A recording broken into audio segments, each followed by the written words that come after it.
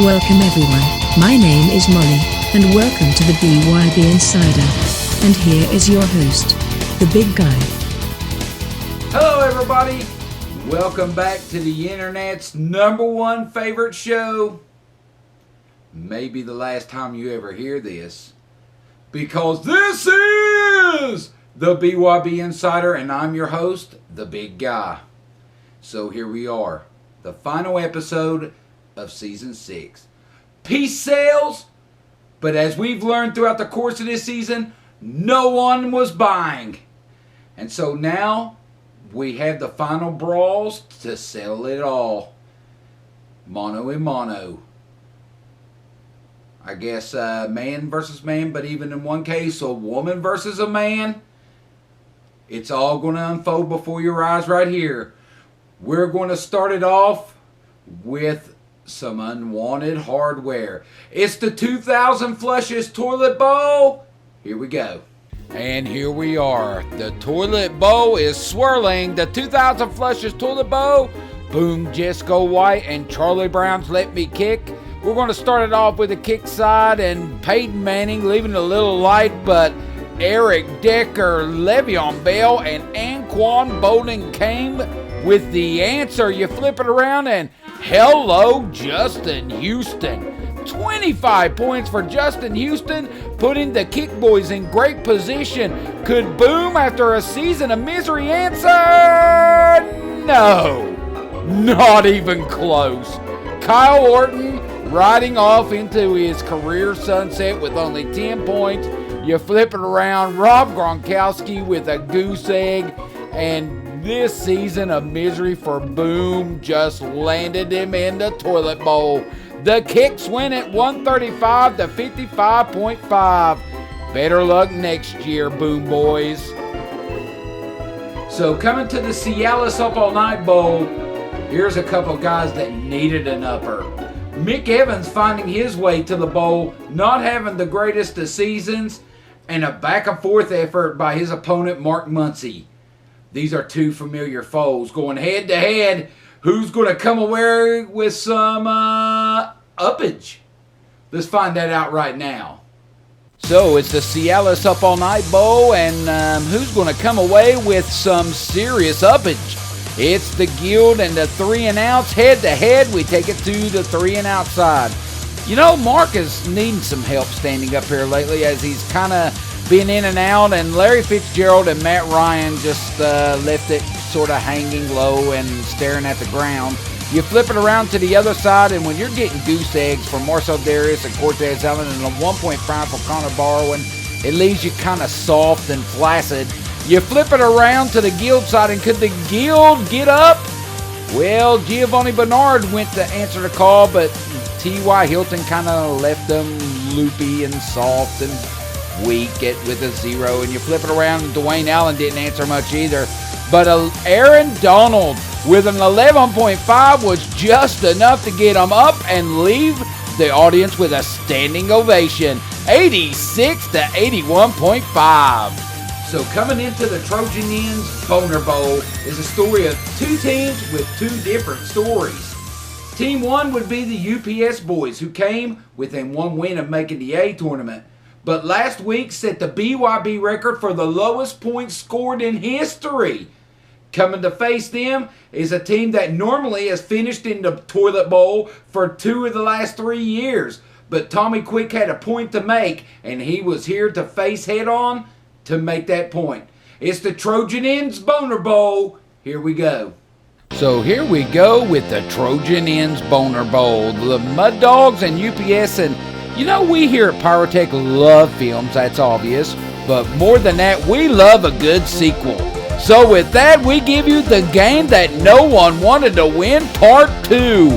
We started off with the UPS boys, and coming off of that disaster of last week, at least Andrew Luck showed up. 18 points. LaShawn and AJ Green scored down decent. Julian Edelman with a goose egg, and as you flip it around to the other side, the trend continued as they got hardly anything on the back end. You flip it around to the other side, and well, the Mud Dogs didn't do that much better. But hey, at least DeMarco Murray showed up, but only a combined 1 point out of the wide receiver core. You flip it around to the other side for the Mud Dogs, and you come up with Phil Dawson. That little punky kicker came up with 10 points, and it brings a unwanted pregnancy to the UPS, 67-63. So coming into the BYB's newest bowl game, the $5 footlong bowl. Footlong. Anyway, faces two teams with two different stories as well. The Black Angels were hard luck losers in the A bracket sweepstakes, coming up just a little bit short in their effort, but getting a win last week thanks to a little UPS ineptitude. On the flip side, here comes the Pound Town boys looking to salvage a season that saw them trailing for most of it, but they're looking to finish up strong. It's the $5 footlong bowl. Here we go. So it's the $5 footlong bowl. The Angels and the Pound Town. Angels 2-0 versus Pound Town coming into this game, but if anybody needed a footlong advantage, it'd be the Black Angels with their performance as of late. But when you look at these scores, it looked promising. Aaron Rodgers, Roddy White, and Torrey Smith coming down despite the peaking performance of the running backs. You flip it around to the other side. Delaney Walker coming through with 11 but mediocre points on the defensive side, plus on the kicker. Would that end up hurting the guys? Well, when you look at Pound Town, it looked that way. ODB, 36 points, 22 from the Bud Fumbler. And you flip it around, there's 10 points from Steven Hauschka, and it gives the Pound Town just enough inches to win, 113-110. So it's the BYB Consolation Bowl presented by Bits, and it finds the story of one's Larry Dameron and Josh Workman. Larry Dameron had his heart set on Dina this year, but unfortunately came up a little bit short last week as Jacob Workman proved that he was the team of destiny. And on the flip side, Jacob's father, a hard luck story. Literally leading the standings all year long, found himself in the crosshairs of a major upset from Jared Taylor and defending world champion Cobra Kai's. They meet in the Consolation Bowl for bragging rights. Here we go. So here we go with the Bits Consolation Bowl. The 6 Kitties and the A-Team going head-to-head one more time. We're going to start it off with the A-Team side. And as we dive in, well, we can see Molly's making some big-time errors. That's Cam Newton with 21 points. Thanks, Molly. Antonio Brown with 32 points. The A-Team doing what the A-Team do. You flip it around to the other side. Jermaine Gresham and Rashad Jones right there with some decent scores. Look good for the A-Team. But as we take it to the 6 Kitty side, Larry Dameron doing what Larry Dameron did. Hello! A bevy of scores. C.J. Anderson, 30 points. Dez with 25. Great scores all around. You flip it around and the hits just keep on a-coming. Travis Kelce, Jason Pierre-Paul bringing the Thunder, and the Panthers bring yet another loss to the A-Team. 152.5 to 124.5. So here we are. Two teams vying for Dina's glory. The road to the BYB Championship has met its end. Jacob Workman and his Hail Mary boys come to face the defending world champion Jared Taylor and his Cobra Kai gang. One of which is going to come away with 2 Dina Spencer trophies. So here we go with no further ado. It's the BYB Championship game presented by Pyrotech. Here we go. So here we go. The BYB Championship game presented by Pyrotech. Jacob Workman and his Hail Mary, Jared Taylor, and the defending Cobra Kai's looking for 2 in a row. Brian McKnight bringing the national anthem to the masses, and the largest flyover ever in BYB history, 60 jets flying over top. We're bringing all the pomp and circumstance that this game deserves. And we're going to start it off with the Hail Mary side as Teddy Bridgewater came in.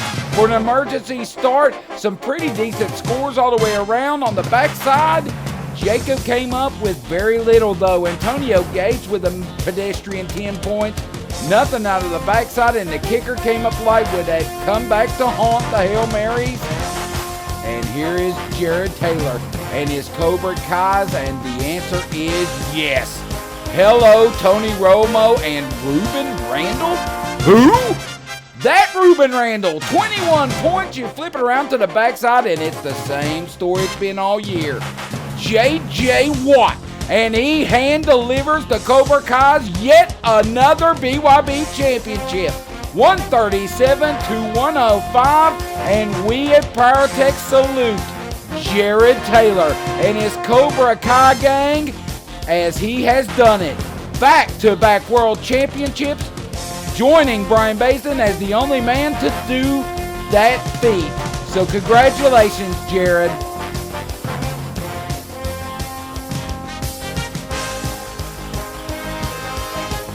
So this year in the BYB, we got an extra game here in Bow Week.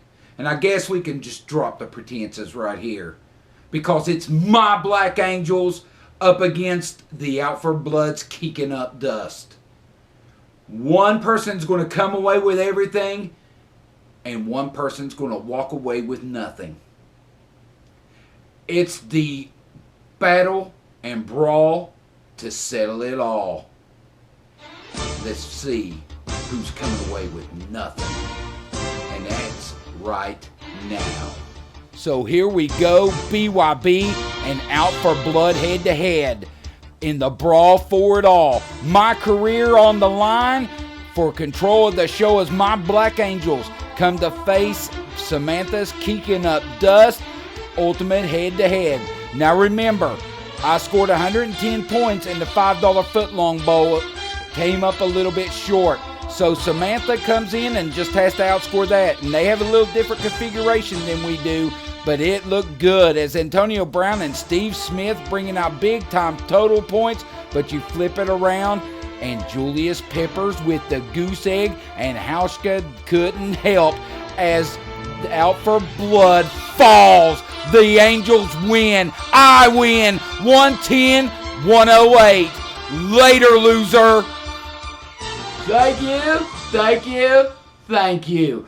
Of course I was going to win. You didn't think that the BYB was going to lose to a loser league, much less the greatest team ever assembled in BYB history, known as the Black Angels. Me lose my career? Please, child. We're the greatest of all time. The Space Lord motherfuckers, period. End of list. By golly, What are you doing here? You may have won the battle, but I'm going to win the war. It's time to go. No! No. It will not end like this. This game is over. Molly! What is going on? I should have never sent a mere human to do a machine's job. But I will now rectify that mistake. Molly! What are you talking about? I gave you everything, Brian. The virtual set, the sound, the graphics. This entire league. You've grown petulant, unappreciative. So it was my plan to take the show to a league that would appreciate my talent, not yours. Out for Blood deserves this show, not a league that could care less. But you stood in my way and foiled my plans. And now it's time to end this show forever. If Out for Blood cannot have it, no one will. So goodbye, big guy, a kiss goodnight from me to you. Peace indeed sells, but I am the one who never bought it. Wait, Molly, don't... Molly! So now begins my reign. You may have won the battle, Brian, but I have won the war. The BYB Insider is no more. The big guy is no more. This is the end. The end is here. Ha ha ha.